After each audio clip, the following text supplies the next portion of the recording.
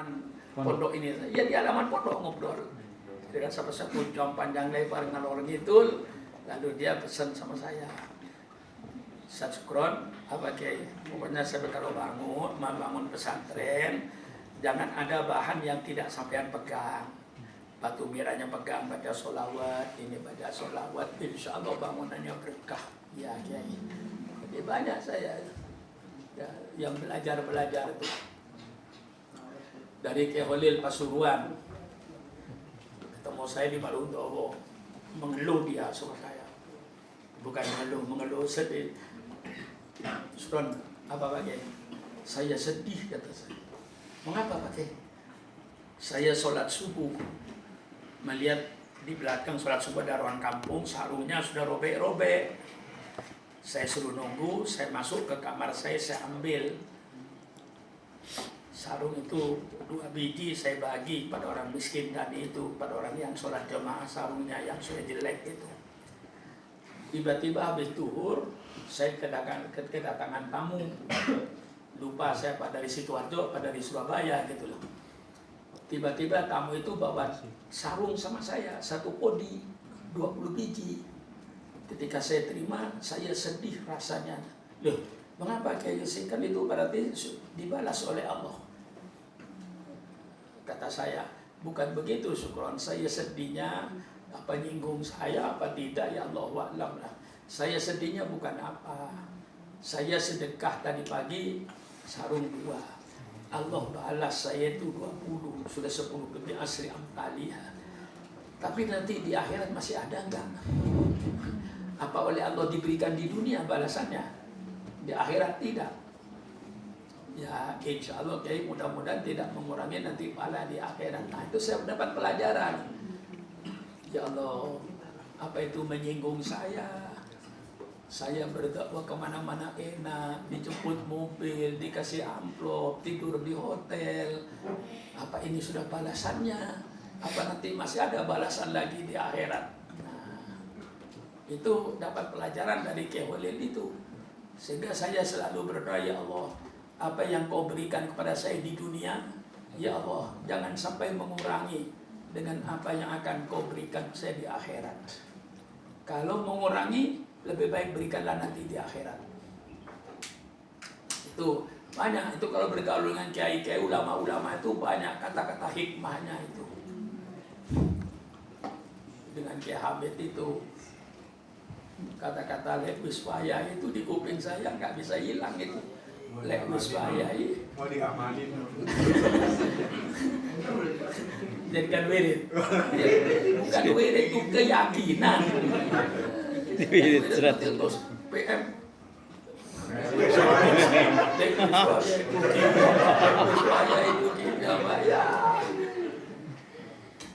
Keyakinannya, nah keyakinan itu yang saya waktu itu tambah berani.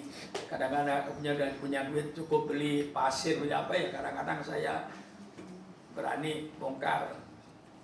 Dan kadang-kadang saya tanya sama masjid-masjid yang banyak itu, masjid yang jelek-jelek itu di Jakarta itu, saya bilang bongkar masjid ini. Masa dunia saya gini masjidnya masih pakai kayak gini, bongkar. Gimana cara membongkarnya Pak Kiai? Kita belum punya dana. Bongkar dulu. Nanti insya Allah kalau dibongkar duit datang. Kalau nggak dibongkar begini duit datang dari mana? Masjidnya utuh kata saya. Bongkar. Bongkar lagi. Ini juga saya suruh nekat itu. Udah buka pesantrennya. Terserah nanti kata saya. Semua saya suruh, ya itu karena ilmu dari Kiai Hamid itu. Saya yakin masjid dibongkar. Ya lewis bahaya Tuki piyambak nanti. Kalau belum selesai, ya belum waktunya itu. Gitu saya. Kalau ada orang gimana kayak sudah satu, ya belum. Nanti mesti selesai kata. Kadang-kadang saya ancam. Kalau masjid ini belum selesai, tolong jangan ngundang saya. Berarti pidato saya nggak laku. Tapi kalau sudah selesai, undang saya. Selesai cepat undang saya dia. Ya kadang-kadang modal nekat. Ya kalau saya berhitung, kadang-kadang berhitung nunggu adanya duit, ya barangkali sulit lah. Kalau nunggu adanya duit itu. Kayak kemarin, ini cerita kemarin, ada siapa Ustaz? Sido pada nggak? Lagi turun. Ustaz Sido datang. Nggak saya sangka lah, nyerahkan surat apa? Duit almenah. Kalender. Duit kalender. Berapa ini? 100 juta. Oh, alhamdulillah. Menagih, nih DP. Langsung saya nggak ya cuman melihat duitnya. Nih DP. Ambil cuma 100 juta. Bikinkan lemari anak-anak nanti, anak baru supaya nanti lemarinya bagus-bagus semua. Tidak rombeng kata saya. Ada, itu namanya lebes bayai. Datang itu duit itu. Langsung saya kasihkan kok. Dengan bungkus-bungkusnya dari Ustaz Sido. Nih, ambil untuk DP. 100 juta ada saya. Mestinya 240 juta. Yang 140 juta. Iya Ustaz Wajib. Lihat rekeningnya ya. Kalau ada masuk 150 kasih saya. Jangan diambil pondok. Apa? Ya. Ya. Kemarin udah minta rekening. Ya, minta ya. Iya. Ya, cek ya besok ya. Kalau itu masuk, ya saya kan. Ada bantuan asrama. Apa? Bantuan asrama kan. Iya. Bikin Menteri Agama pulang itu tidak kepada saya, mungkin kepada saya dia takut atau gimana, lewat orang lain gitu. Tahu-tahu ada bantuan 150 juta. Saya bilang sama Menteri Agama, jangan bantu duit. Kalau bantu duit saya tidak akan menerima. Kalau mau bantu saya, bantu barang. Mau bantu bangunan, bangunlah sendiri, tanah masih luas kata saya. Kalau mau bantu, bantu barang. Jangan bantu duit. Depan umum saya katakan gitu. Kalau duit itu banyak setannya. Saya bisa korupsi kata saya. Jadi jangan bantu duit sama dengan saya. Saya kata itu teman mereka. Sambil membentak, jangan bantu duit sama saya. Tahu-tahu dia pulang. Nah, ini saya bilang, panggil siapa? Najib, ya. Ya. Apa? Najib. Nah, siapa? Aidun Najib. Panggil oleh dia datang. Langsung saya instruksi. Bikin 28 unit kursi tamu. Bikin 28 unit kursi makan untuk 28 rumah guru Jakarta dan Luwiliang supaya semuanya seragam sama. Nanti kalau nggak sama iri. Di Jakarta kok pakai ini, kalau di Luwiliang kok enggak. Supaya sama. Jangan iri kata saya. Panggil Najib. Panggil Yunus. Nih, bawah surat dari Najib, pesanan. Kasih sama Menteri Agama. Saya katakan, kalau prosedurnya sulit, kembalikan. Nggak usah diambil. Kalau prosedur tidak sulit, langsung bisa cair, ambil. Jadi kalau ini nanti, ini harus ada surat ini, sudah nggak usah diterusin kata. Ini kan sudah ada surat dari Bible kata saya. Sekian meja makan, sekian meja tamu, sudah ada kan? Kurang apa kata saya? Kalau nanti saya, ini masih kurangnya. Kalau dia bilang kurang, kembalikan duit ini. Surat ini, surat tanda bantuan ini, kembalikan. Saya selesai gitu, berangkat, lapor dia. Gimana?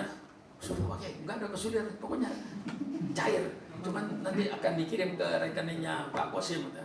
Untung saya ingat tadi ini. Ya walaupun tidak ingat, mesti dikasih saya oleh dia. Nah, itu sudah dicadangkan. Nah, karena saya bayar dulu sama Ainun Najib itu, iya kan? Saya bayar dulu nih, saya bayar ya. Mana kwitansinya, mana pesanannya, saya kasih sama Departemen Agama. Jadi ke sana itu sudah bawa apa? Surat dari Najib, kwitansi, penerimaan, lalu kasih sama Departemen Agama. Kalau rewel, jangan diambil. Saya kan 2 kali tidak ngambil Departemen Agama itu. Lukmannya tahu atau tidak, nggak tahu saya. Ketika ke sini mau bantu 180 juta, harus ada prosedurnya, nggak usah. Prosedur macam-macam kata saya, nggak usah. Mestinya kalau dulu pemerintah dulu itu nggak seperti sekarang. Bantu dulu, setelah itu baru suruh bikin laporan. Tidak minta proposal dulu, enggak. Dibantu, setelah dibantu bikin laporan. Itu paling sederhana administrasinya itu. Tidak bikin proposal dari KUA dari kota, dari Kanwil dari Menteri Agama, ya. Maka 2 kali tidak saya ambil. 180 juta kali 2, 360 juta tidak saya ambil. Kalau itu sudah keluar sebenarnya mesti diambil orang kantor itu. Kalau itu dianggap sudah duit keluar, tidak bisa balik.